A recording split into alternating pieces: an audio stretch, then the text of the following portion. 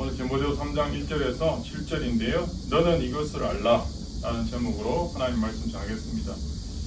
영어 성경에 번역들이 많은데 너는 이것을 알라 라는 게 영어 성경에 understand로 되어 있습니다. understand. 그래서 제가 그 한 단어에 또 이렇게 꽂혀서 좀 묵상을 해봤거든요. 사도 바울이 어쨌든 마지막 서신 디모데 후서를 감옥에서 자기 영적 아들 디모데에게 보내는 목회 서신인데, 정말 사도 바울이 감옥 안에서 묵상하고 기도하면서 정말 이 시대가 마지막을 향해 달려가고 있구나, 자신의 아마 인생도 마지막이니까 그럴 수도 있겠지만, 그러면서 오늘 이 말씀을 통해 마지막 때 우리가 어떤 생각으로 어떤 삶의 자세로 살아야 될까에 대해서 시금석과 같은 말씀을 지금 우리에게 2000년 지난 오늘 우리에게도 이 말씀이 진리로서 다가오고 있는 것입니다. 그런데 앞에 우리의 성경은 너는 이것을 알라라고 했지만 영어 성경에는 understand라고 그랬거든요.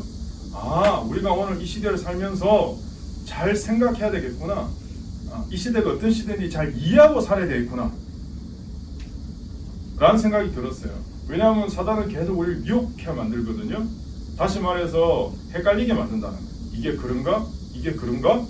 그래서 명확한 진리 가운데 우리가 바로 서지 않으면 우리가 혼란 속에, 혼돈 속에 빠질 수밖에 없기 때문에 understand라는 단어를 썼구나 라는 생각을 하게 됐습니다.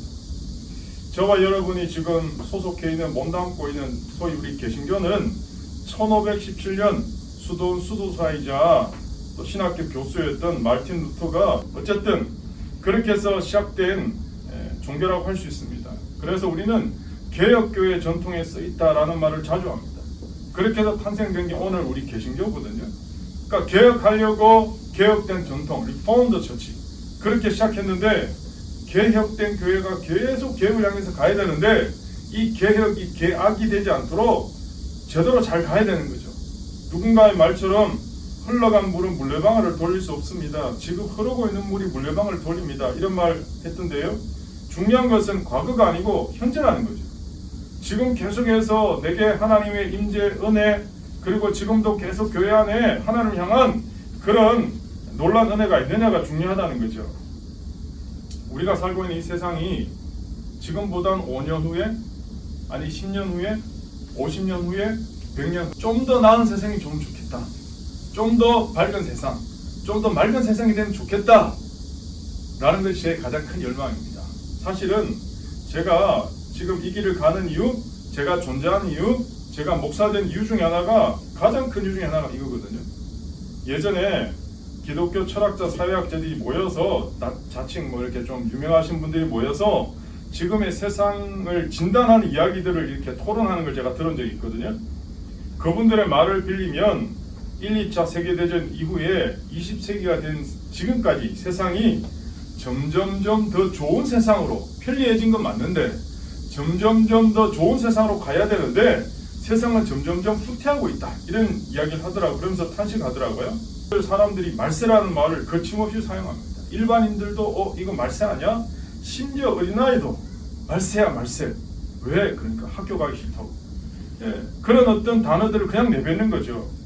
지난 20세기를 마감하는, 특별히 1999년 이제 밀레니엄 들어갈 때 그때 막 난리였잖아요. 상상을 해보면 20년 전에.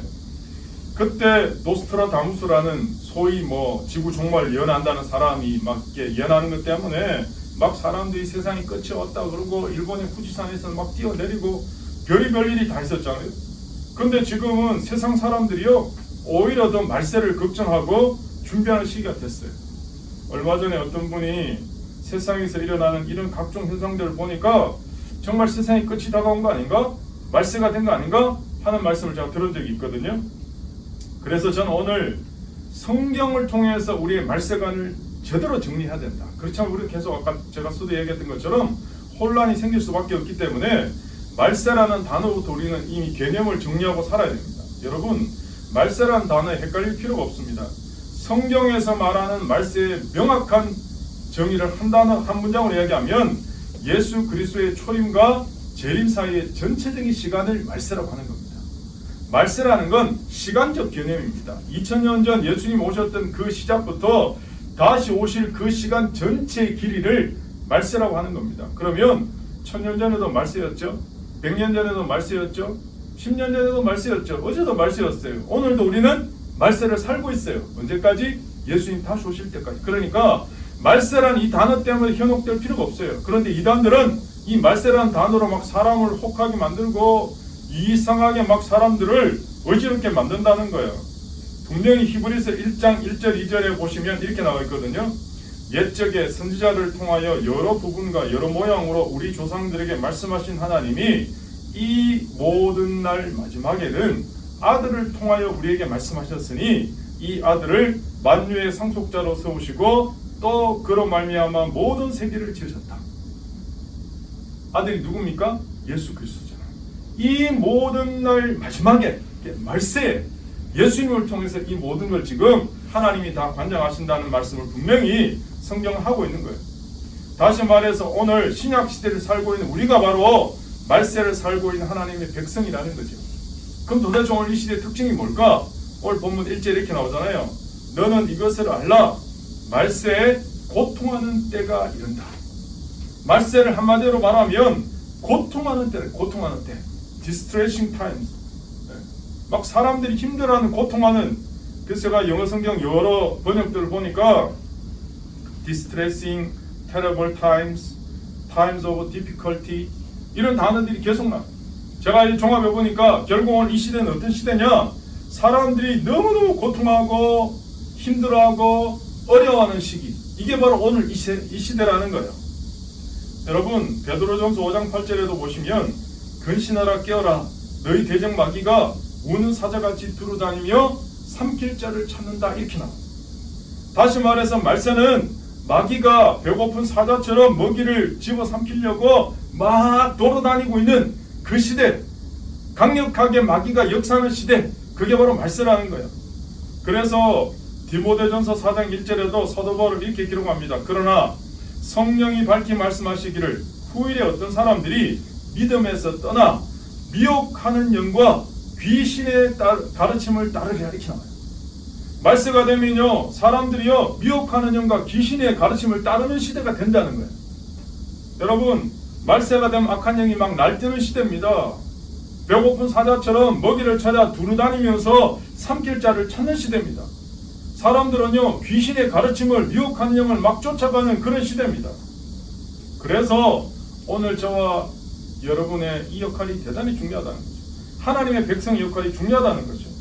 오늘 이 시대의 특징을 바로 알고 지혜롭게 대처하기 위해서 오늘 성경 말씀을 보시면 2절부터 4절까지 보시면 말세의 특징 18가지가 지금 등장하고 있거든요. 같이 읽었지만 자기를 사랑하며 돈을 사랑하며 자랑하며 교만하며 비방하며 부모를 거역하며 감사하지 아니하며 거룩하지 아니하며 쭉 등장하잖아요. 여러분 아마 하나하나 보면 아 진짜 그런 시대인가 없다 이렇게 여러분 아마 보실 수 있을 거예요.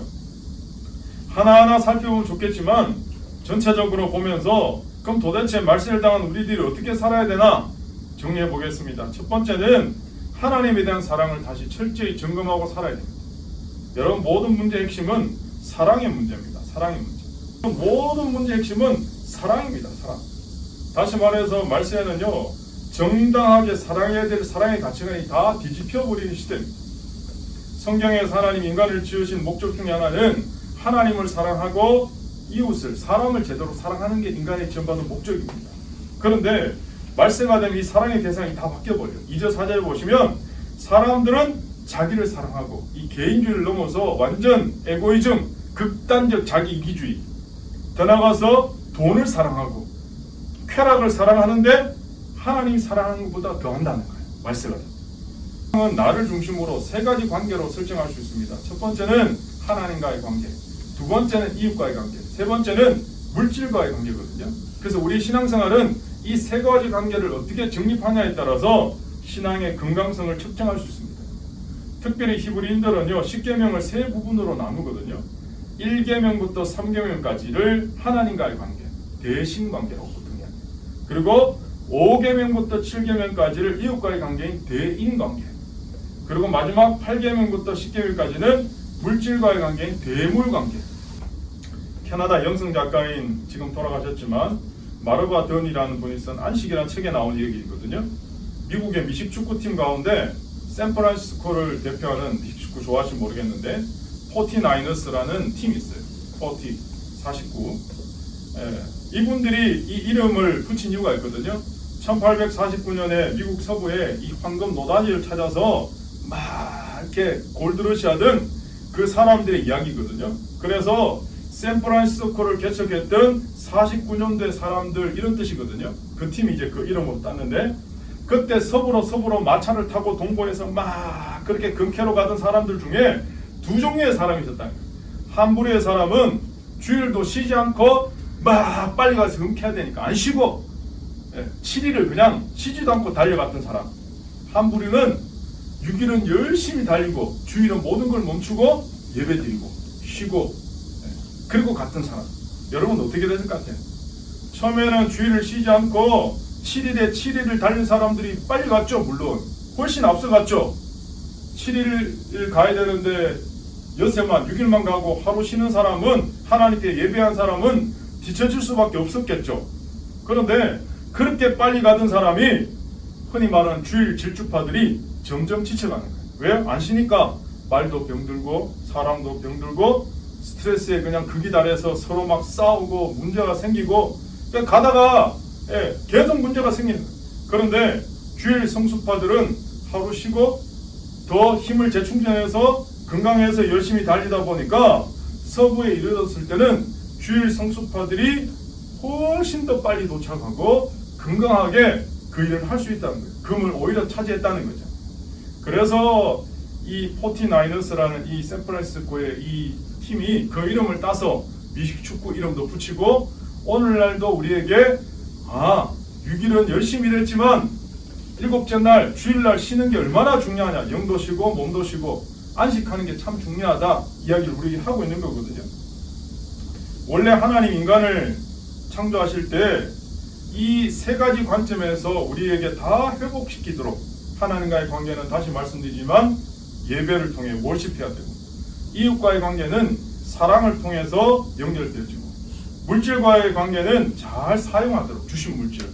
그래서 이걸 영어로 표현하면 We pursue, worship God, love people, use things. 이게 하나님이 기뻐하시는, 하나님은 worship하고 사람과는 love하고 그리고 물질은 유지하는, 잘 사용하는 그런 사람으로 우리를 창조하셨다는 거예요. 그런데 말세가 되면 사람들은 자기를 더 사랑해요. 돈을 더 사랑해요.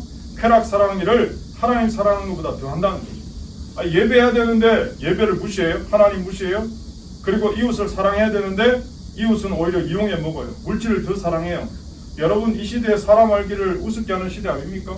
오히려 사람을 사기치려고 그러고 이용해 먹으려고 그러고 물질을 최고로 사랑하는 시대가 바로 오늘 저와 여러분이 살고 있는 시대입니다. 우리 주변에 심심찮게 들려지는 비리와 사기 다 물질과 관련된 이유들 아닙니까? 그런데 이 복잡한 실타래를 어떻게 풀 수 있나? 다시 하나님을 사랑하는 것으로 돌아가야 이 모든 문제를 풀 수 있다는 거예요. 마태복음 22장 34절 40절에 보시면 한 율법사가 예수님께 질문하거든요. 가장 큰 계명이 뭡니까? 그렇게 질문을 할 때 예수님께서 가장 큰 계명은 마음을 다하고 목숨을 다하고 뜻을 다해서 하나님을 사랑하는 거고, 그 다음은 내 이웃을 내 몸같이 사랑하는 거다, 이렇게 딱 정리해 주십니다. 하나님을 사랑하고 사람을 사랑하는 것, 이게 바로 예수님이 오늘 우리에게 주신 인생 성공 비결이에요. 우리가 인생에서 성공하려면 하나님을 사랑하고 사람을 사랑할 때 인생이 성공한다는 거예요. 그런데 오늘날 현대인들은요, 이것보다 더 우리가 볼 때 별로 사소한 것들, 중요하지 않은 것들에 막 목숨 걸고 따라가도록 만든다는 거죠. 오늘 저와 여러분은 이 혼란스러운 말세를 살고 있습니다. 그런 의미에서 우리가 다시 하나님의 사랑을 증거해야 됩니다. 오늘 마찬가지죠. 우리 교회를 비롯해서 위기 한국교회를 누가 제대로 세울 수 있습니까? 소위 가방끈이 긴 사람? 물질이 많은 사람? 아니면 어떤 사람일까요? 진짜 공동체를 제대로 세워갈 수 있는 사람은 그 공동체를 진심으로 사랑하는 사람입니다. 누가 제대로 지금 현재 이 어려운 나라를 제대로 세워갈 수 있습니까? 나라를 진심으로 사랑하는 사람입니다. 구한말 최고의 신동으로 불렸던 사람은 바로 이완용이에요. 그런데 이완용이 장관하고 있을 때 김구 선생님은 저 시골 면장에 불과했어요. 여러분, 상식적으로 비교도 안 돼요. 한 사람은 최고의 학부를 졸업해서 엄청난 포지션에 있는 사람이고, 한 사람은 중학교도 제대로 졸업 못해서 정말 그런 분이었는데, 실제로 나라를 위기에서 누가 구했습니까? 백범 김구 선생님이죠. 왜 그렇습니까? 진짜 나를 사랑합니다.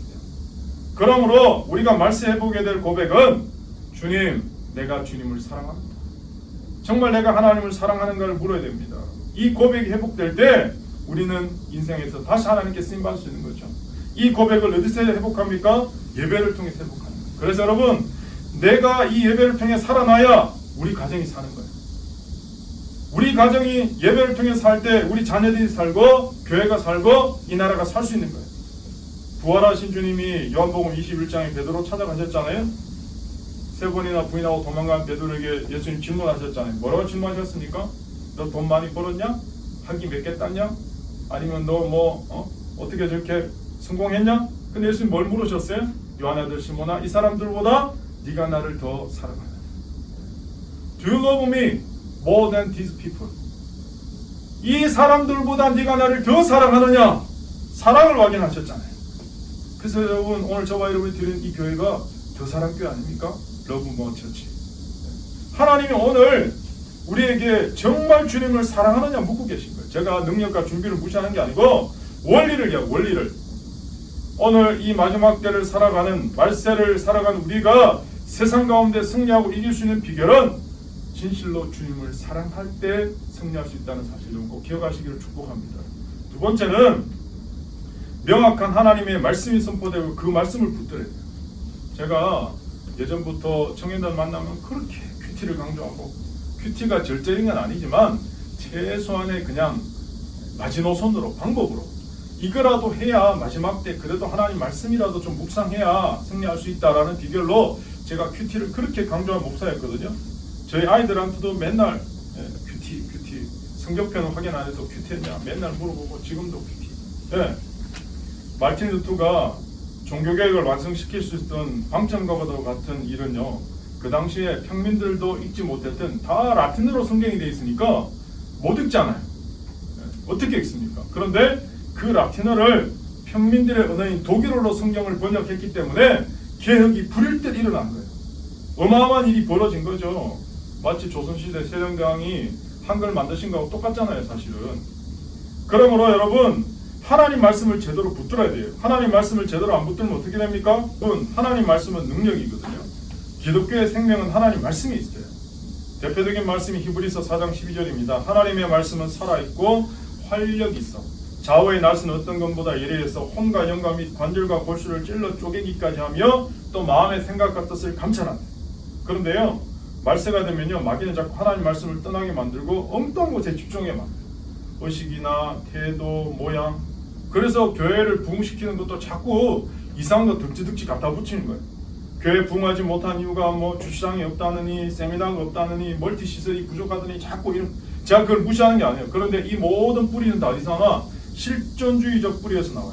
실존주의가 나쁜 건 아닌데 이 실존주의가 철학이 교회 안에 들어오다 보니까 객관적인 하나님 말씀보다 이 말씀이 나에게 와닿는 의미가 있을 때 하나님 말씀이 진짜 말씀이다 이렇게 생각하는 거예요. 하나님 말씀은 내게 와닿지 않아도 말씀 자체가 능력이에요. 하나님 말씀은 살았고 운동력 있고 어떤 것도 다 변화시키는 말씀 자체가 능력인데 그 말씀이 내게 와닿아서 의미가 있어야 은혜 받았다, 이해가 된다, 그리고 능력이 있다 이렇게 고백하는 거야. 그게 다 잘못된 거야. 그러다 보니까 그런 데 빠진 사람들이 나중에 어디로 빠지냐? 신비주의로 빠지게 돼 있어요. 사도행전 6장에 보시면 초대교회 예루살렘 교회가 시작교회 아닙니까? 마더처치 모교회. 그 예루살렘 교회가 이제 사람들이 막 물밀듯 밀려 들어오니까 이제 사람들을 구제하는 일들을 막 하는데 히브리파 과부랑 헬라파 과부들이 싸운 거예요. 히브리파 과부는 그래도 유대인들 쪽이고 헬라파 과부는 이방인들인데 구제금을 나눠주는데 히브리파 과부는 꼬박꼬박 주면서 헬라파 과부는 한 번씩 빠져먹어버려요. 그러니까 헬라파 과부들이 열받았어요. 아니 우린 이방인이라고 이렇게 취급하냐? 그러면서 막 교회에 소란하고 문제가 생기니까 사도들이 모여서 이 문제를 어떻게 해결되지? 라고 하다가 우리가 일이 너무 많아서 그렇구나. 그러면서 그 당시에 최초 7명의 집사를 세우는 거예요. 7명의 집사를 세워서 재정 보는 일, 구제하는 일에 그들이 더 잘하니까 맡기고 이렇게 나옵니다. 우리는 말씀과 기도에 전무하리라. 사도들은 말씀과 기도에 집중하고 최초의 7 집사, 지금의 교회 안수 집사님이나 장로님급 되겠죠. 그분들은 재정 보는 일에 집중시키는 거예요. 여러분 잘 아시는 빌립이나 이런 집사님들이 세워진 거잖아요. 그래서 여러분 결국은 교회는 하나님의 말씀과 기도에 집중할 때 하나님의 은혜가 있다는 거예요. 오늘 우리는 명확한 하나님 말씀을 붙들어야 됩니다. 그리고 지성주의로 돌아가야 됩니다. 교회 안에 있는 반지성주의를 배격하고 강한 명료성, 강한 확신을 가진 신앙으로 돌아가야 됩니다. 그런데 사람들은요, 명료성에 대해서는 흐리게 만들고 강한 확신에 대해서는 비웃어요. 여러분, 이단을 판별하는 것도 마찬가지거든요. 우리가 진리를 제대로 붙잡고 있으면 이단은 그냥 식별이 되는 거예요. 이단이 하도 많으니까 이단 계속 연구하다 보면 이단 다 구분 못해요. 중요한 건 하나님 말씀을 제대로 붙드는 게 중요하고, 그래서 교회도 해야 될 일이 뭐냐? 진짜 진리를 제대로 선포하는 게 중요해요. 로마서 3장 23절에 보시면 모든 사람이 죄를 범했기 때문에 하나님의 영광에 도달하지 못했다 이야기하거든요. 그럼 우리에게 유일한 소망은 뭡니까? 바로 다음 구절 24절에 그리스도 예수 안에 있는 속량으로 말미암아 하나님의 은혜로 값없이 의롭다함을 얻은 자 되었습니다. 세 번째 얘기 보면 이렇게 나오거든요. 모든 사람이 죄를 범하였습니다. 그래서 사람은 하나님의 영광에 못 미치는 처지에 놓였습니다. 그러나 사람은 그리스도 예수 안에서 얻는 구원으로 말미암아 하나님의 은혜로 값없이 의롭다는 선고를 받았습니다. 여러분, 성경은 오늘 우리에게 죄에 대해서 명확하게 얘기해 주거든요. 간음이 죄입니까? 죄 아닙니까? 죄죠. 동성연애 죄입니까? 죄 아닙니까? 죄죠. 근데 이제는 이 동성연애 죄라고 이야기 못하는 시대를 막 만들어 가려고 하는 거 아니에요? 마귀는 명확한 경건의 능력을 자꾸 흐리게 만들고 설계의 중요성도 자꾸 떨어뜨리게 만들어. 그러면서 성경을 통해서 뭐 말씀을 나눈다 계속 말씀을 나눈다 그래요. 저가 여러분 때가 되면 우린 다 죽어요. 이게 앞으로 50년 지날지 100년 지날지 모르겠지만 우리는 다 주님의 심판대 앞에 설 것입니다. 예수님의 복음을 영접하고 믿는 사람은 천국에 갈 것이고, 오늘 몸은 여기 있지만 복음을 제대로 영접하는 사람은 지옥 갑니다. 여러분 두렵지 않습니까? 저는 오늘 예수님의 십자가 능력, 예수님의 말씀, 하나님 말씀을 저는 다 믿습니다. 그러므로 우리는 사람의 눈을 의식하기보다는 내가 하나님 앞에 서 있다, 코란되어 인생을 살아야 됩니다. 성경은 오늘 저와 여러분의 분명히 심판을 이야기하고 있습니다. 천국과 지옥이 있다 이야기하고 있습니다. 그러므로 우리는 마귀의 괴계를 제대로 깨뜨리려면 하나님 말씀을 명확하게 붙들어야 돼요. 자, 그러면서 또 생각해봤거든요. 묵상해봤거든요. 왜 그런데 사람들은 물론 다 그런 건 아니지만 자꾸 이단에 넘어갈까? 이단에 자꾸 빠질까? 제가 이제 요즘 BMW 타고 다니니까 또 이게 잘못되면 사람들이 진짜 BMW 타는 줄 알고 착각할 텐데, 그러다 보니까 예전에 안 보였던 것들이 보이니까 장점이 있더라고요. 근데 요즘 이 더운 날씨에도 성경 공부할 사람들 모집합니다 이렇게 광고판 들고 있는 사람도 있더라고요. 길가에 딱 보니까 아시겠죠, 누군지. 그런데 그분들의 성경 공부 이렇게 보면 두리뭉실하지 않아요. 딱딱딱딱 떨어져요, 명확하게. 이단들의 성경 공부는 아시죠? 물론 가시면 안 되지만 예, 제가 들어보니까 명확해요. 예, 1+1은 2 딱딱 떨어지는 것처럼 너무 명확한 거야. 예, 마지막 때 어떻게 뭐가 일어나나? 성경에 뭐 자기들 원하는 대로 그냥 30단계, 60단계, 100단계 꿰니까 딱딱딱 떨어질 거 아니에요. 그래서 질문에도 딱딱딱 떨어지니까 너무 시원한 거예요. 제가 다 만나본 건 아니지만 이단에 갔다가 나온 사람들 이야기를 들어보면 아니 기존 교회는 너무 답답하다는 거야. 두리뭉실하게. 목사님들 설교는 그냥 착하게 사세요, 뭐 기도 많이 하세요, 뭐 이런 식으로. 근데 이단은요 너무 명확하게 탁탁탁 떨어지니까 너무 속이 시원하대. 그래서 이단으로 다 아니지만 일부분 그렇게 넘어가서 거기 있다는 거예요. 제가 거기서 깨달았어요. 이게 목사들이 죄송합니다. 목사님들도 이거 들어보면 뭘 하실 텐데. 저 같은 목사들이 설교를 잘못했구나. 여러분, 제가 다시 말씀드리지만 하나님 말씀은 명확한 거예요. 분명해요. 두리뭉실하지 않아요. 제가 얘기했잖아요. 우린 다 죽습니다. 예수 안 믿으면 지옥 갑니다. 하나님의 심판이 있습니다. 명확한 거예요. 근데 이거를 이야기 안 하니까 이단들이 이걸 막 명확하게 이야기하니까 사람들이 그쪽 다 가는 거예요. 너무 시원하고 명쾌하고 명확하니까. 자, 여러분, 그런 의미에서 우리는 다시 이 말세에 승리하고 살려면 명확한 하나님 말씀을 제대로 붙드셔야 됩니다. 이 말씀을 제대로 붙드실 때 여러분 승리할 수 있습니다. 마지막 세 번째는 명확한 하나님 말씀을 붙드셨으면 실질적으로 실천하셔야 됩니다. 예전에 읽은 글인데 백만장자 깁슨에 대한 이야기입니다. 신문기자들이 와서 어떻게 그렇게 성공하셨어요? 할 때 어머니가 어릴 때부터 자기한테 너는 이 세 가지를 실천하고 살아야 된다. 첫 번째, 주일 성수는 꼭 할 것. 두 번째, 11조는 반드시 할 것. 세 번째, 술은 입에도 대지 말 것. 자기는 지금까지 이 세 가지를 꼭 실천해야 돼. 그러니까 신문기자들이 그거 다 아는 이야기인데 좀 특별한 비법 없냐니까 마지막에 이렇게 얘기했다. 다 아는데 여러분 실천 안 했잖아요. 저는 이것을 실천했기 때문에 이렇게 지금 살고 있다. 여러분 오늘 본문 7절을 다시 한번 보실래요? 7절 말씀 같이 읽습니다. 시작. 항상 배우나 끝내 진리의 지식에 이를 쏟느니라. 여러분 말씀의 특징은요, 사람들이요 귀로서는 많이 들어요. 그런데 행동, 실천 안 한다. 심지어 초대교회도 마찬가지입니다. 7절 앞부분에 6절 보십시오. 어마어마한 말씀 있지 않습니까?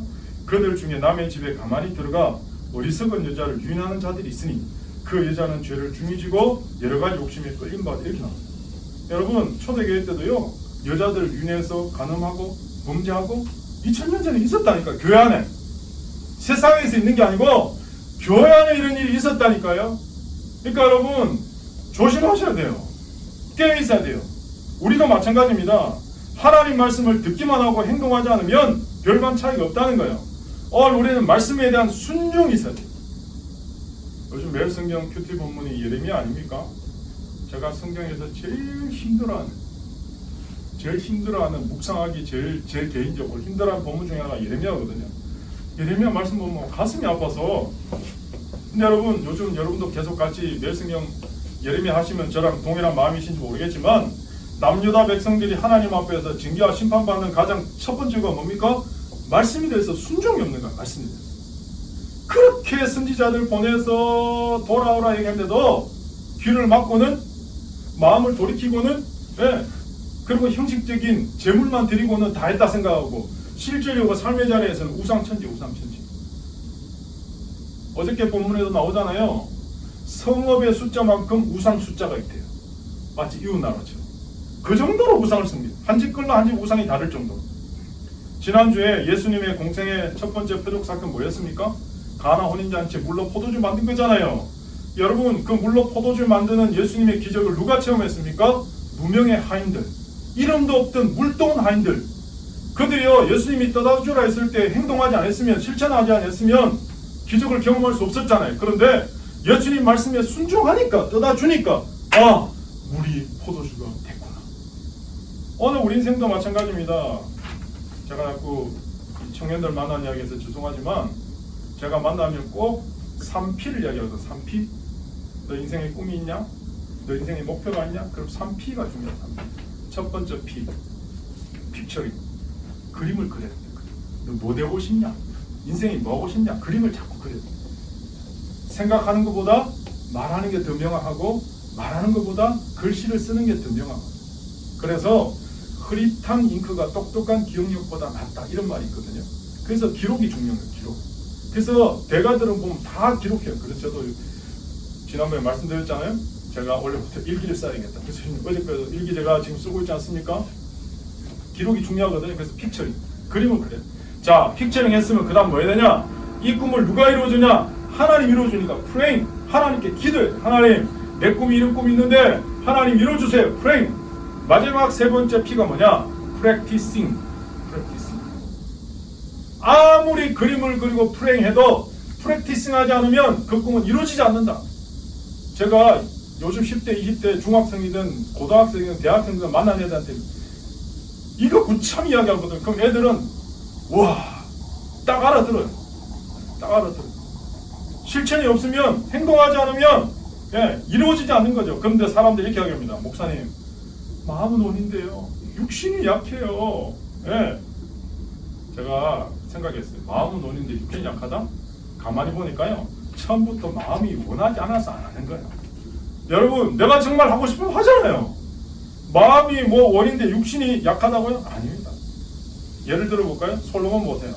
솔로몬이요, 말년에 망한 인생이 아니었어요. 처음부터 실패할 문제를 안고 있는 인생이었어요. 처음부터 어떤 인생? 이방 여인이랑 막 정략적으로 결혼하잖아요. 그러니까 이방신을 섬기던 여인들이 왕궁이 돌아와서 온갖 우상을 다 뿌려놓잖아요. 마귀에게 틈을 주는 거죠. 그래서 젊어서 뿌린 잘못된 씨앗은 분명히 말년에 그 열매를 거두게 되어 있습니다. 야고보서 1장 22절에 너희는 말씀을 행하는 자가 되고 듣기만 하여 자신을 속이는 자가 되지 말라 나오잖아요. 행동하지 않는, 실천하지 않는 인생은 여러분 사기치는 것과 똑같습니다. 설교도 마찬가지입니다. 구체적으로 순종을 이야기하면요 사람들이 싫어요. 그런 설교. 대충 분위기 잡고 감동 좀 주고 그러면 사람들이 오늘 설교 좋았다. 그리고 은혜 받았다 그래요. 은혜 받았다라고 하는 표현을 가만히 제가 목사로서 확인해 보니까 내 마음에 맞는 이야기를 목사가 해줬다 이거예요 사실. 여러분 기도하는데 실천은 없어요. 그럼 어떻게 해요? 그건 자기를 속이는 거예요. 하나님을 속이는 거예요. 제가 한 가지 이제 마지막 질문해 보겠습니다. 예수님 믿는 사람에게 저주가 있습니까? 없습니까? 예수님 믿는 사람에게 저주가 있습니까? 없습니까? 없습니다. 예수 믿는 사람에게는 저주가 없습니다. 당연히 없습니다. 로마서 8장 1절 2절에 그러므로 그리스도 예수 안에 있는 자에게는 결코 정죄함이 없나니 이는 그리스도 예수 안에 있는 생명의 성령의 법이 죄와 사망의 법에서 너를 해방했다. 성경이 명확하게 나오잖아요.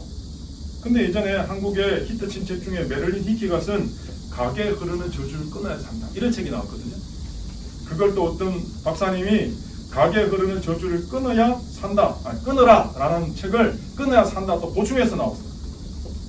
이게 한국적 상황에서 왜 인기가 많았을까 가만히 보니까요, 사람들이 일을 하다가 실패하거나 잘 안되면 사람들 마음 한구석에 뭐가 있냐, 이 한국 사람들의 샤머니즘 정서와 잘 맞아떨어지는 거예요. 그래서 잘 되면 내 탓이고 잘 안되면 조상 탓이다 그러면서 자꾸 찾다 보니까 이게 자꾸 뭔가 우리 집에 우리 집안에 뭔가 우환이 있고 가게의 저주가 자꾸 이렇게 연관시키는 거예요.